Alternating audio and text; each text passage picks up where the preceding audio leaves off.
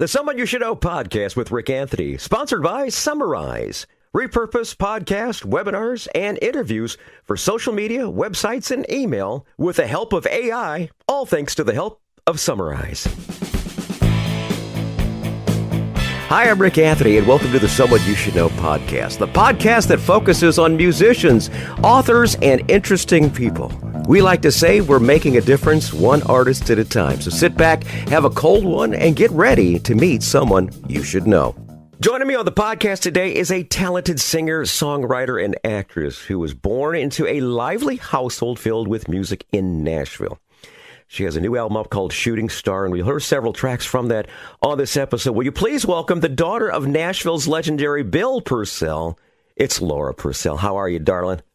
I am fantastic. Thank you for having me on. I am so thrilled to have you on. Ever since I got the pitch for this particular thing from Lindy, I've been just really thrilled to have the idea of just doing this particular episode. Your dad, Bill Purcell, was a legendary pianist, composer, orchestral arranger, classically trained musician who worked with country music royalty and actually helped develop the Nashville sound.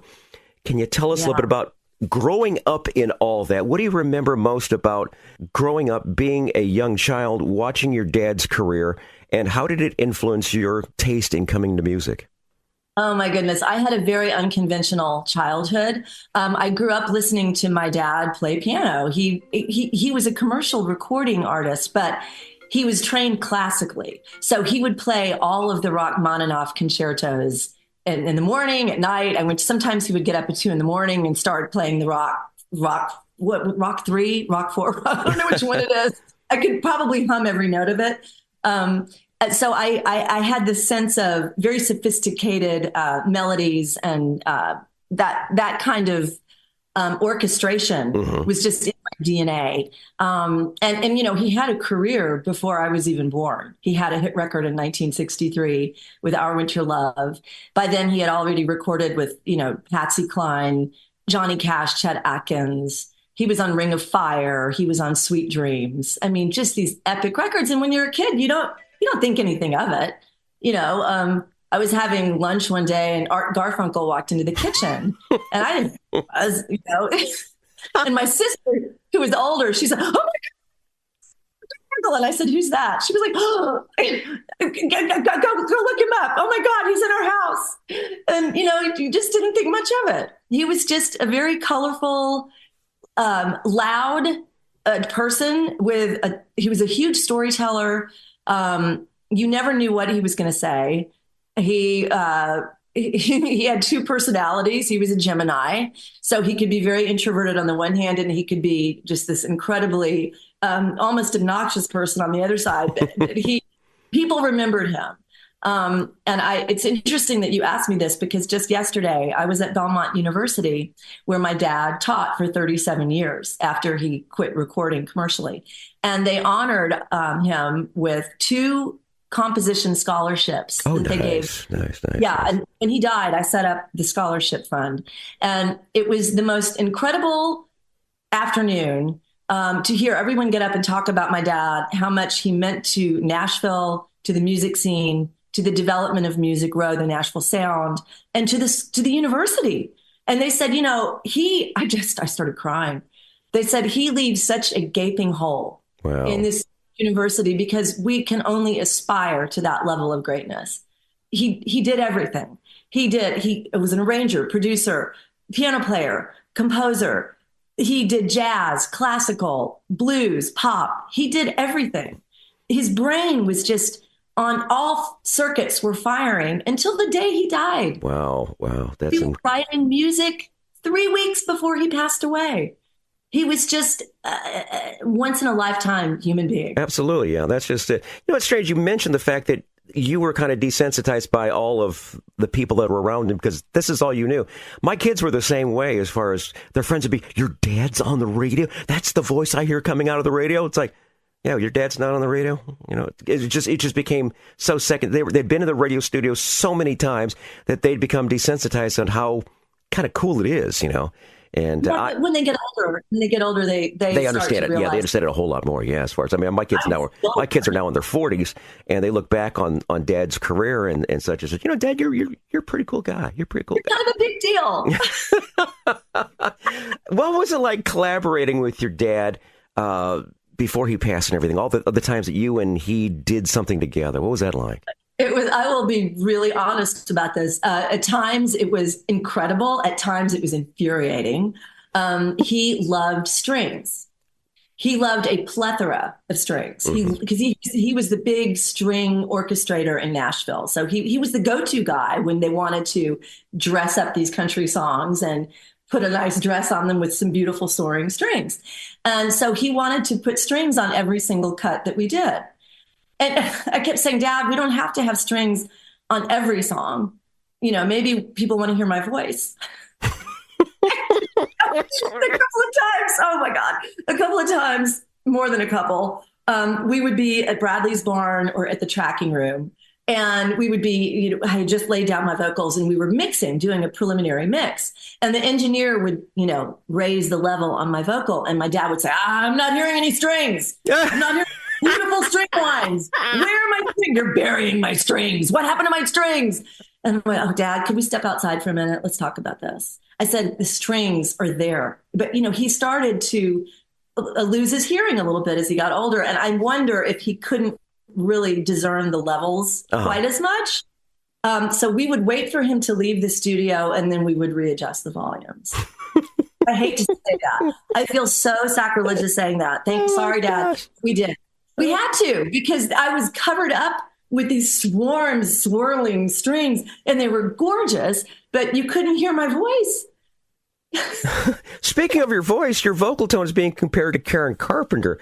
Now, how do you navigate the balance of honoring such a style to maintaining your own unique style? How do you do that? That is such a huge honor. She is only my favorite vocalist of all time. And I think growing up and listening to her in the 70s, I just sang Rainy Days and Mondays, Please. It doesn't get any better than that. And I would sing along with her. And I think I just, without meaning to, I emulated that sound because to me, that was perfection. The way she sounded was just perfection. And when people say that, I'm really honored, and I'm not trying to sound like her.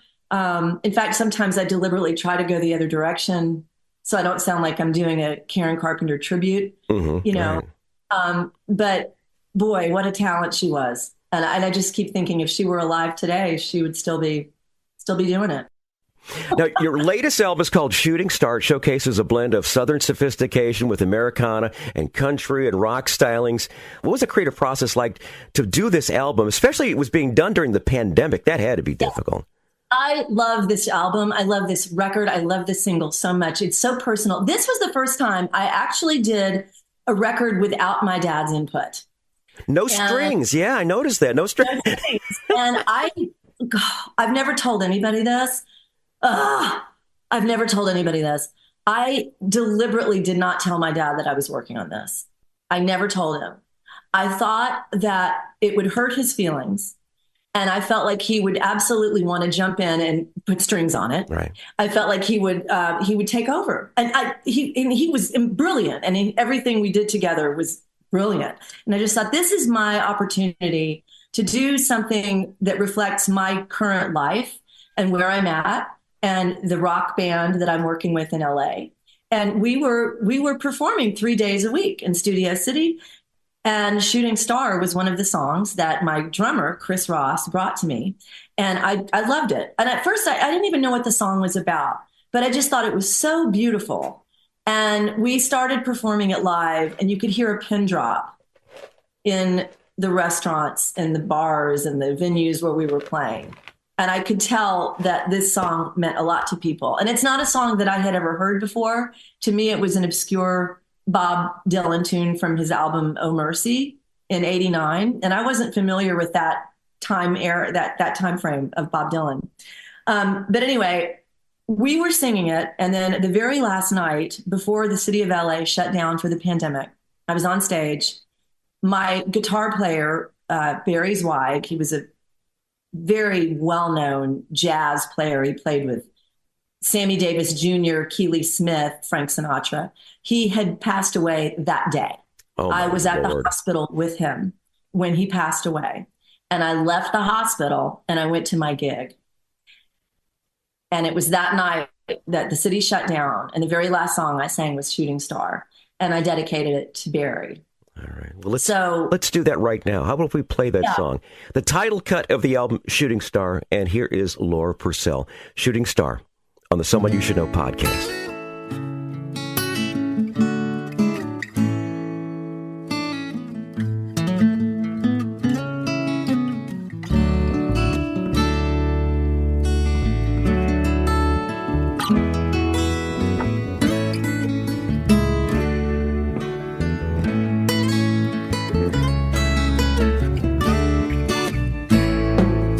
Seen a shooting star tonight, and I thought of you. You were trying to break into another world, a world I never knew. I always kind of wondered if you ever made it through. Seen a shooting star tonight, and I thought of you.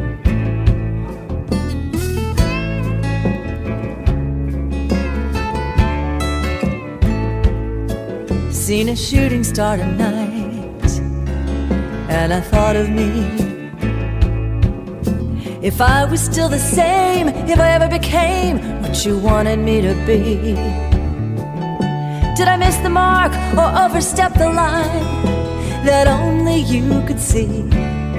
Seen a shooting star tonight, and I thought of me. Listen to the engine, listen to the bell, as the last fire truck from hell goes rolling by. All good people are praying. It's the last temptation, the last account, last time you hear the Sermon on the Mount. The last radio is playing. Seen a shooting star tonight slip away.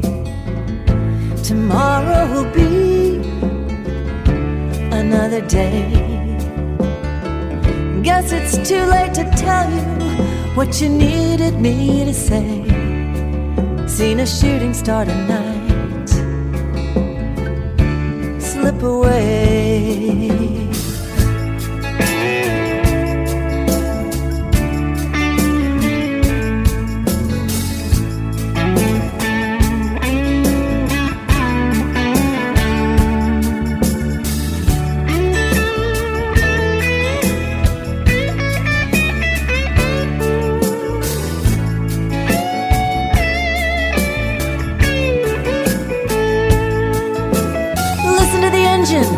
Listen to the bell as the last fire truck from hell goes rolling by. All good people are praying.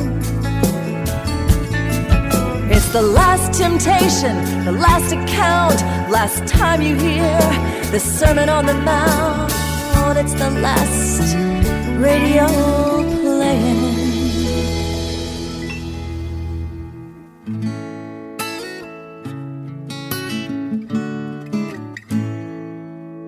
Seen a shooting star tonight slip away.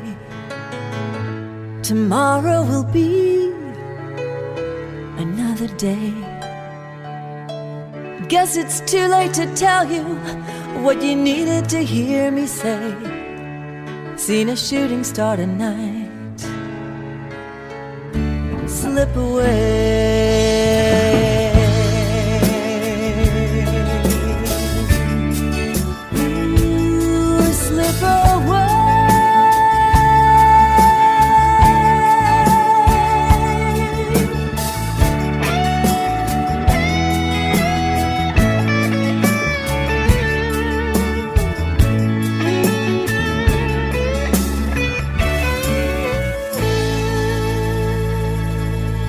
That's Shooting Star. It's a title track from the new album by Laura Purcell. Laura's my guest this time on the Someone You Should Know podcast. We're going to hear some more great music from that album in a couple of minutes. But first, I want to remind you that you're listening to the Someone You Should Know podcast. You can find us on the web at someoneyoushouldknowpodcast.com. If you go there, you're going to find our recent news, our archive of more than 170 episodes, and a whole lot more. And if you're really enjoying the podcast, we invite you to reach out to us.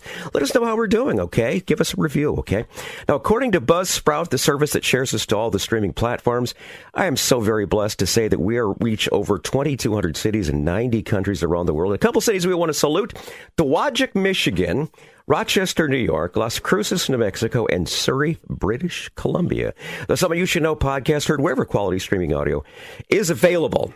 Hi, it's Rick again for Summarize. Summarize repurposes your content from audio and video into engaging, shareable social posts, email content, summaries, quotes, and more. Hey, it's hard work to create high-quality content from podcasts and video content. Summarize gives you multiple types of content to support your marketing channels, from social media posts and email newsletters to show summaries and a whole lot more. As a matter of fact, if you go there today, you can upload up to 60 minutes for free and find out why I like it so much. Go to summarize.com to learn more. That's SUMMARAIZE.com. Thanks for listening, and now back to our podcast. Thanks for listening. We're speaking with Laura Purcell. She has a new album out called Shooting Star. We heard the title cut a few minutes ago, but I want to address something else. Not only is she a very, very talented singer, but my goodness gracious, you've got a diverse career from TV and film and stage and music. I got to ask you, what media do you feel the most comfortable with and why? Oh, that's such a good question. When I moved to LA and I started this insane creative life, the thing that was the easiest for me was acting. That was all that just came naturally because I was raised in a very colorful, loud family. I had a lot to draw upon. There was lots of drama, lots of happiness, highs and lows. And, it was a big family. And I always felt like I needed to express myself. And the easiest way for me to do that, for whatever reason, was to get up on a stage and tell stories. And my idol in life was Carol Burnett. I thought she was a genius. I watched every Carol Burnett show. And I think I subconsciously wanted to be Carol Burnett. But then as life went on... I'm giving you a nod here, Laura, with the Carol Burnett ear, she pulling out her earlobe. Yeah. See you next time. Carol Burnett, yeah, gosh, I remember every Saturday night watching Carol Burnett. You betcha. I love Carol Burnett. But anyway, I keep going off on all these tangents. I started doing plays, and mostly comedies, and I started doing children's theater. And one day, one of the actors said, I'm also a singer. His name was Jerry John. And he said, I need backup singers. And do you think you could come do some harmonies? Because I was singing in this children's show. And I was, I didn't even know I had a voice, honestly. I sang in the shower. So I went to his gig and I sang backup harmonies. The owners of the club, for whatever reason, fell in love with me. They thought I was just the cutest thing since sliced bread. And they offered me my own show. And here I am, green as a turnip, or turnip's green. I don't know. I was green right off the truck. And, because I never say no to anything, I said, sure, yeah, I'll do that. I would love to do a show. Shit, I've got to figure out how to do this. I had 2 weeks to learn how to be a musician, learn how to sing, learn how to put charts together, learn how to put a band together. And I found somebody through my sister. I met with him. We put together 10 songs and I did the gig. Wow. And that's what started the whole thing. Wow, that's incredible. And one thing led to another, and here we are. Yeah. But that was the road. I really owe it to Jerry John for asking me to sing backup on his show. Yeah. Because if that moment hadn't happened, I think my life would have been very different. And my dad had no idea. I came home and he said, "You sing?" I said, "Yeah." He was like, "Oh my, what? Why didn't you tell me this?" So we sat down at the piano And he said, which songs do you know? And, I always listened to Karen Carpenter and all these, artists. I love jazz. I love pop, everything. So we went through, I had a list 2 pages long of all the songs that I thought I could do. And that's when we started working together. That's amazing. I love that little callback to your dad there too. That's pretty cool. Could you give us a little insight and inspiration behind the award-winning one-woman show called The Pope of Jocelyn Hollow? Yes. Yeah. I was in acting class at the Beverly Hills Playhouse. My mother was in the throes of advanced dementia. And I just started writing down my thoughts. And it started out as sort of a love letter to my mom, just sort of a goodbye. And I don't want to cry. It was really my way of closure. I was much closer to my father than I was to my mother. She and I were always kind of butting heads. And it was just me asking her questions and forgiving her for a lot of things and forgiving myself. And I took it to my friend in class, who was also an aspiring director. And she said, Laura, this is a show. This is not a letter. This is a show. And she said, I would love to sit down and write this with you. And we spent the next 3 months. I went up to her house in Mulholland Drive, and we put together this show. And I started workshopping it in class, and I played all the characters. It became it just mushroomed. I talked about my childhood. I talked about college, all my issues growing up. I talked about dad, but it was mostly about my mother and my grandmother and how toxic behavior from a grandparent can be passed down through the generations. Oh, that is so true. So true. Yeah. And if you don't put an end to it, you perpetuate it. My grandmother was a very bitter woman who was brilliant, and she never should have been married. And she was not very nice to my mom. She did not like men. And she was horrible to my father. And my mom picked up a lot of her behavior towards me. And then I realized, oh my gosh, I am acting like my mother, who was my grandmother. And I thought, oh, this is rolling downhill, and I have to stop it. I don't want to be a bitter person. I don't want to be somebody who's always angry. I don't want to be someone who's always blaming other people for everything I didn't accomplish in life. And that became a story of forgiveness, ultimately. Very good. Won a bunch of awards, and people asked me all the time to put that back up. And honestly, I don't know if I could. It was so painful, but it was funny. It was hilarious. There were so many funny moments, and maybe one day I can revisit it. You never know. You never say never, as far as that goes. Never say never. Yeah. My mom died right afterwards, and then I felt guilty because I felt like I had exposed all these dirty family secrets, and I felt Catholic guilt, So I have to get past that. I have to get past it. Yeah, real good. Now, we're going to feature some more music here, and this is one of those songs that would be in my top 100 greatest songs of all time. We go back to 1967, a Grammy-winning song for Bobby Gentry, Ode to Billie Joe. Now, I like the original with the strings, and you're doing it without strings. I know, and if Dad had gotten his hands on it, it would have had strings. Oh my God! Well, no, the thing is, I love the original, and I love your version as well because you do such a great treatment on it. Why did you decide to cover the song?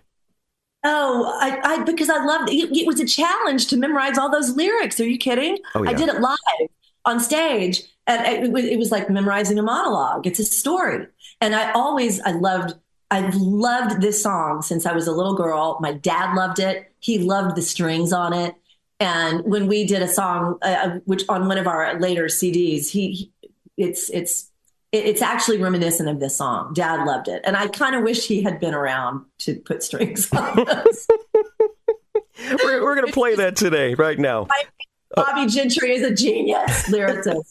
We're going to play that song right now. I love it. Laura loves it. Her dad loves it. I know you're going to love it too. It's from 1967. Here is her remake on this. This is Ode to Billie Joe right now on the Someone You Should Know podcast.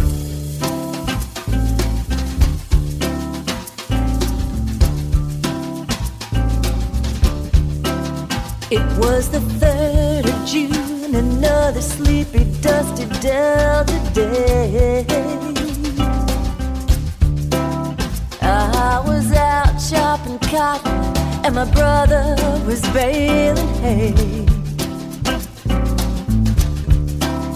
And at dinner time we stopped and walked back to the house to eat. And Mama hollered out the back door, y'all remember to wipe your feet. And then she said, I got some news this morning from Choctaw Ridge. Today, Billie Joe McAllister jumped off the Tallahatchie Bridge. Papa said to Mama as he passed around the black-eyed peas, well, Billie Joe never had a lick of sense. Pass the biscuits, please. I got 5 more acres in the lower 40 I got to plow. And Mama said it was a shame about Billie Joe anyhow. Seems like nothing ever comes to no good up on Choctaw Ridge. And now Billie Joe McAllister's jumped off the Tallahatchie Bridge. Brother recollected when he and Tom and Billie Joe, they put a frog down my back at the Carroll County Picture Show. And wasn't I talking to him after church last Sunday night? I'll have another piece of apple pie. You know, it don't seem right. I just saw him at the sawmill yesterday up on Choctaw Ridge. And now you tell me Billie Joe's jumped off the Tallahatchie Bridge. Mama said to me, child, what's happened to your appetite? I've been cooking all morning and you haven't touched a single bite. That nice young preacher, Brother Taylor, dropped by today. Said he'd be pleased to have dinner on Sunday. Oh, by the way, he said he saw a girl that looked a lot like you up on Choctaw Ridge. And she and Billie Joe was throwing something off the Tallahatchie Bridge. A year has come and gone since we heard the news about Billie Joe. Brother married Becky Thompson. They bought a store in Tupelo. There was a virus going around. Papa caught it and he died last spring. And now Mama doesn't seem to want to do much of anything. And me, I spent a lot of time picking flowers up on Choctaw Ridge and dropped them into the muddy water off the Tallahatchie Bridge. I dropped them into the muddy water off the Tallahatchie Bridge. I dropped them into the muddy water off the Tallahatchie Bridge.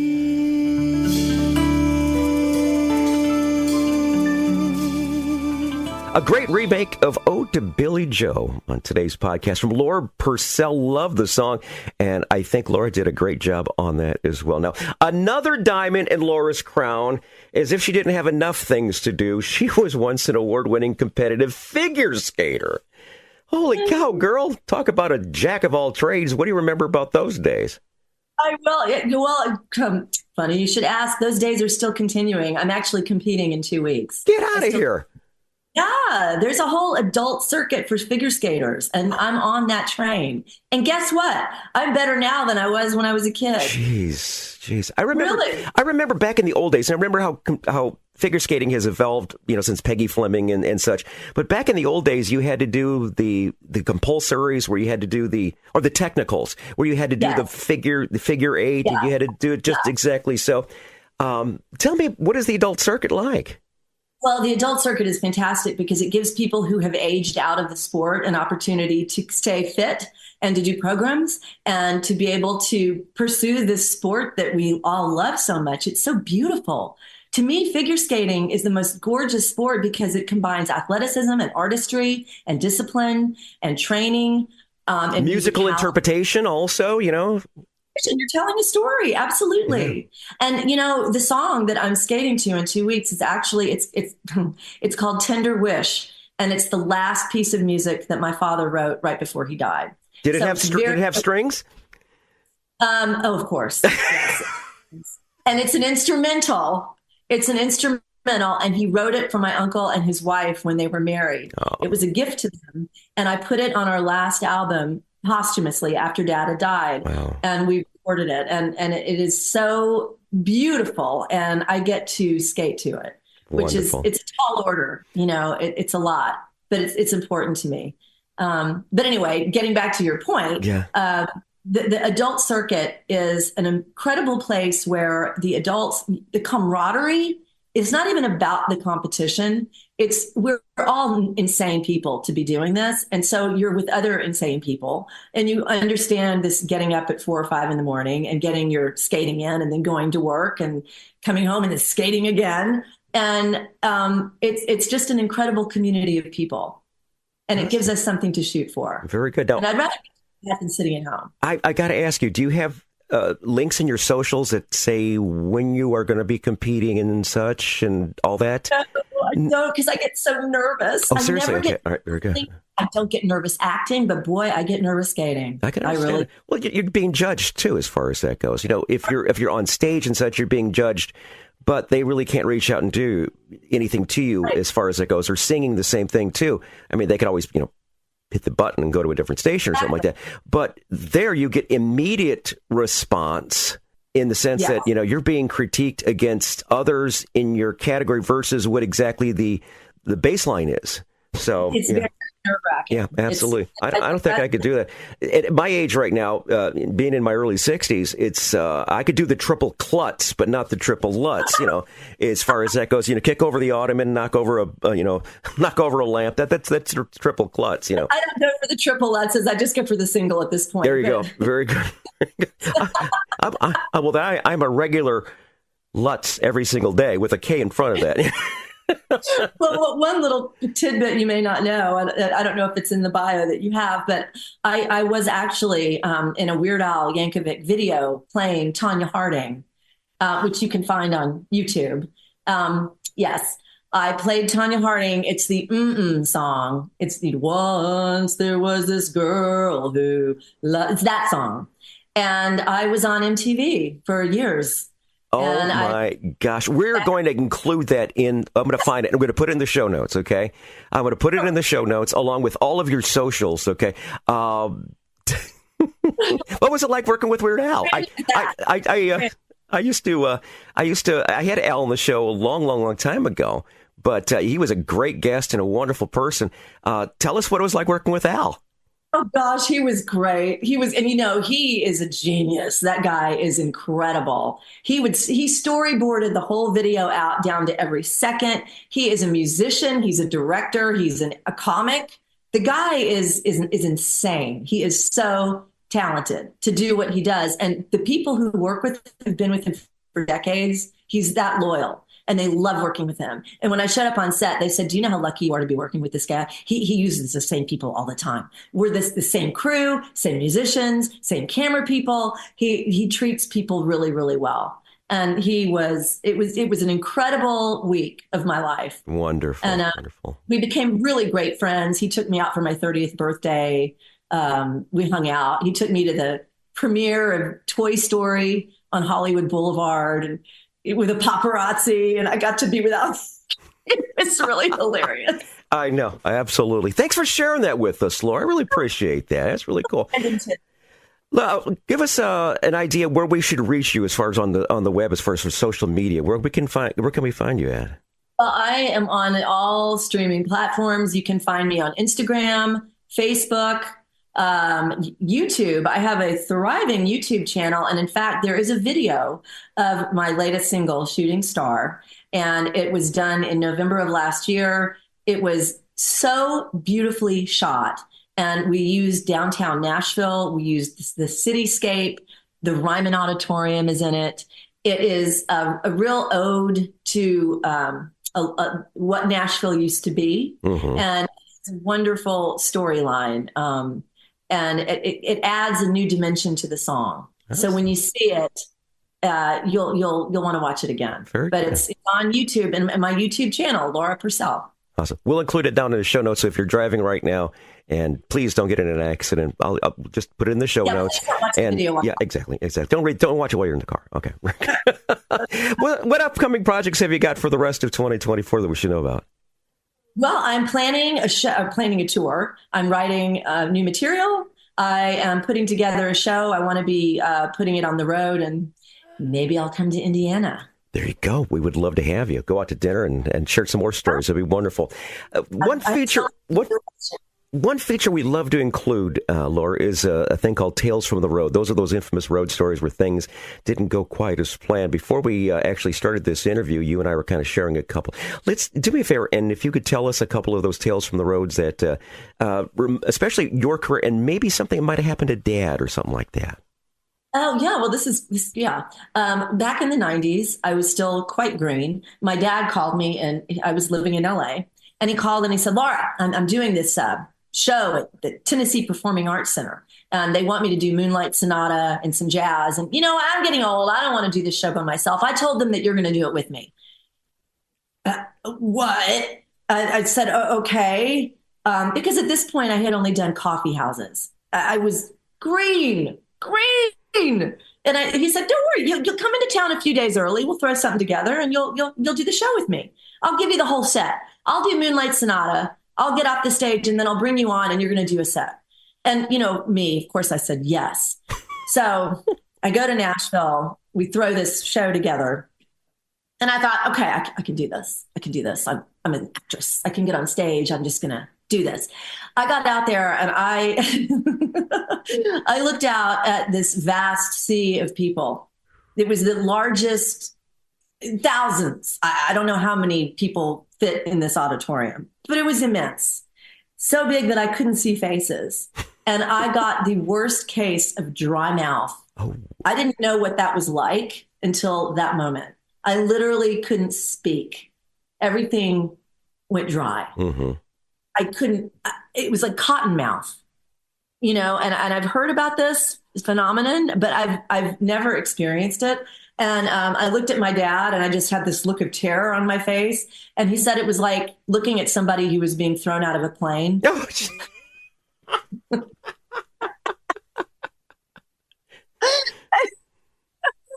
And I said, could somebody please bring me some water? They brought out a bottle of water on the stage of the Tennessee Performing Arts Center with all these people. I think there was a senator in the audience. I mean, it was a highbrow crowd. I'm wearing this big, long black gown. It's very fancy. And they brought me the water. And I said, okay, I'm to myself. I said, I'm going to pretend like I'm in a coffee shop and I'm just going to sing to the front row and I'm going to ignore everybody else out there. I'm just going to sing to the people in the front. I'm going to be very, very intimate. And so that's what I did. And I got through it. Awesome. But ever since that day, I have never had nerves like that in my life. That was it was paralyzing, paralyzing.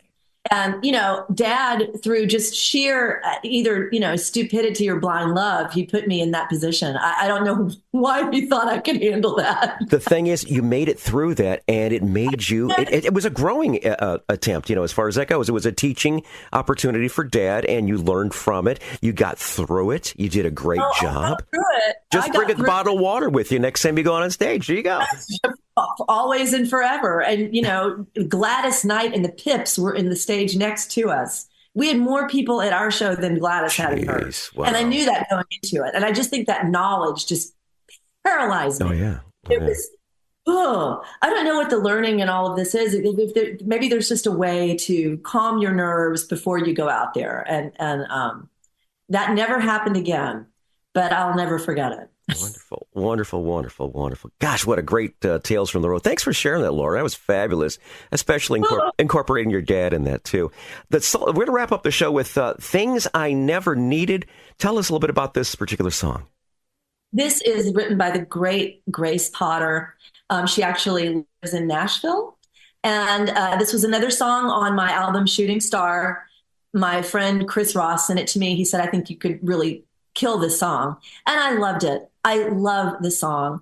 We actually did do a video for this tune that was never quite finished because the director of the video went on a boating party in Georgia a week after we wrapped.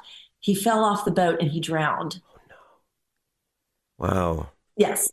The director of the video actually is no longer with us. And so we haven't finished the video. But I'm thinking at some point I would like to redo it anyway and reshoot it. Mm-hmm. But that's an interesting piece of information about that. And his name was Depp Kirkland, and he loved the song. This was his favorite song on my record.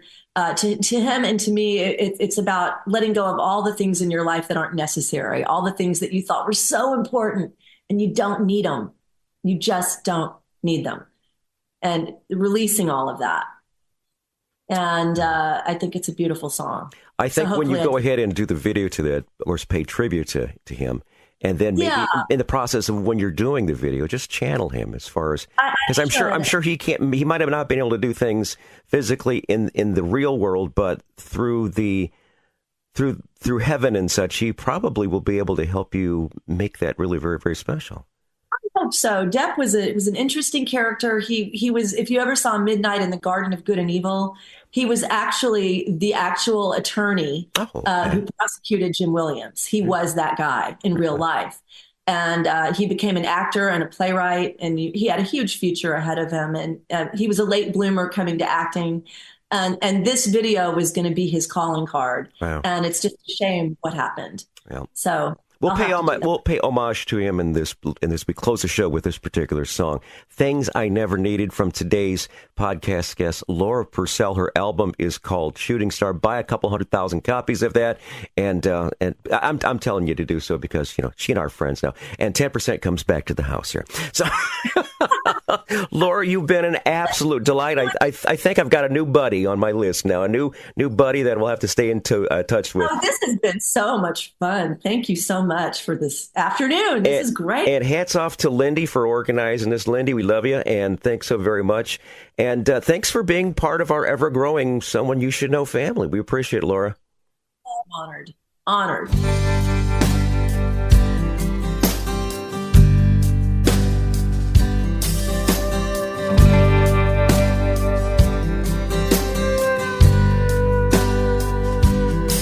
Take a long, hard look at my face. Take away the things I can't replace. Take my heart, go on, take it away. I got nothing to say.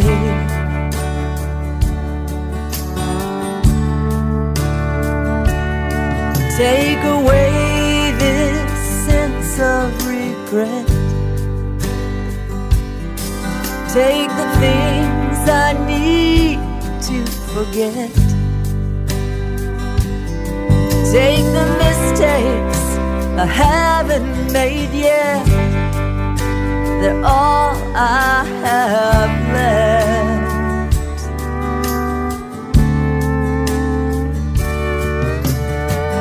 I don't want to be the one who lets you down. All I did was run myself around. I wish I could have seen through your eyes. Maybe then I would have realized I'm the only one who's bleeding for the things I never needed. Things I never needed.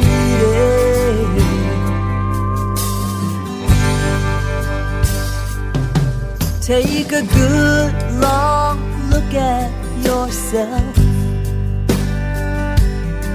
Take the weight of everyone else.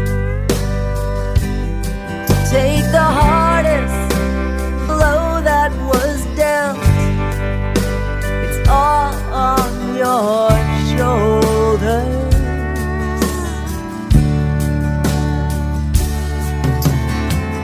I don't want to be the one who lets you down. All I did was run myself around. I wish I could have seen through your eyes. Maybe then I would have realized I'm the only one who's bleeding for the things I never needed.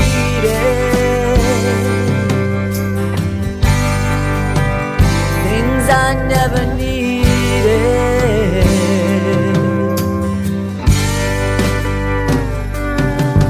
Well, I don't want to be the one who lets you down.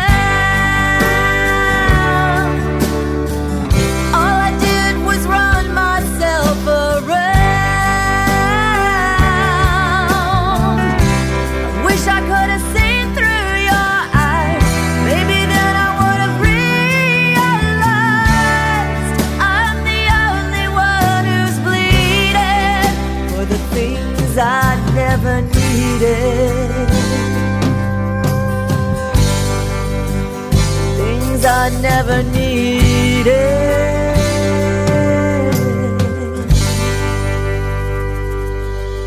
Hi, this is Rick Anthony, thanking you again for listening to this episode of Someone You Should Know. Now, if you're an aspiring musician or an established musician that's looking for a little exposure, I invite you to drop us a line at someoneyoushouldknowpodcast@gmail.com. That's someoneyoushouldknowpodcast@gmail.com. Also, I invite you to tell a friend about the Someone You Should Know podcast.